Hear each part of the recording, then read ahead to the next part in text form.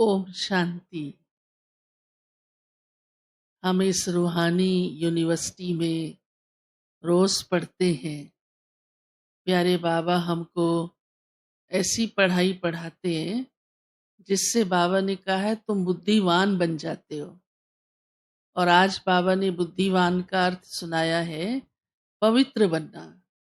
इसलिए बाबा ने कहा है पहले तो तुम बुद्धू थे क्योंकि पवित्र जीवन नहीं थी, और अब बाबा के बन गए तो पवित्र जीवन शुरू हो गई। विकारों पर जीत पाना शुरू कर दिया। तो पवित्र बनना ही बुद्धिमान बनना है।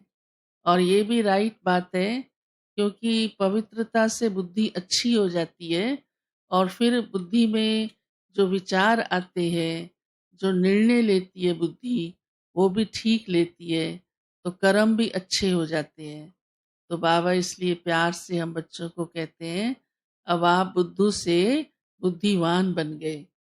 तो बाबा ने इसलिए साथ साथ ये भी बताया है कि जो ऐसे बुद्धिमान बन जाते हैं मेरे बच्चे, उनकी निशानियां क्या होंगी। क्योंकि बाबा तो बना रहा है और इस पढ़ाई से बना रहा है।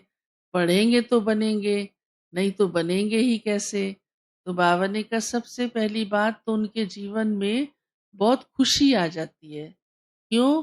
क्योंकि उनको समझ में आ जाता है कि हमारा अब भविष्य क्या है, हमारे जीवन का लक्ष्य क्या है। और जो ज्ञान बाबा दे रहा है, उस ज्ञान की एक एक बात के रहस्य को जान लेते हैं, समझ लेते हैं। जैसे बाबा कहते हैं मैं तुम्हें तीनों लोकों का ज्ञान देता हूँ, तीनों कालों का ज्ञान देता हूँ। तो वो उनकी बुद्धि में चलता रहेगा कि हम तो परम धाम के वासी हैं, जहाँ भगवान रहता है उसके साथ रहते हैं। यहाँ तो हम सिर्फ पार्ट बजाने आए हैं। ऐसे ही हम सतयुग की दुनिया में जाने वाले हैं, वहाँ हमारा कितना जीवन सुखदायी होगा।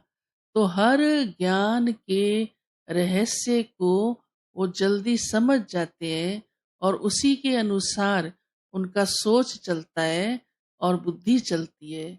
तो बाबा कहते हैं इसलिए उनको मौलाई मस्ती भी रहती है, एक रूहानी मस्ती। जो भगवान ने जीवन की सच्चाई बता दी उसके अनुसार जीवन चलने लगता है, तो वो खुशी और रूहानी मस्ती वाला जीवन बन जाता है। ये बुद्धिमान आत्माओं की बाबा ने आज इतनी अच्छी निशानियां सुनाई है। और बाबा ने ये भी कहा तुम ही हो सच्चे आशिक। किसके? भगवान के। वो माशूक है तुम्हारा। उसे पहले तुमने सिर्फ पुकारा और अब तुम उसके साथ मिलन मनाते हो, उसके बन गए। तो सदा उसकी याद हमें आती रहे बस। तो बाबा ने हम बच्चों को कितना अच्छा ये ज्ञान से जीवन सुखदायी और खुशनुमा बना दिया है।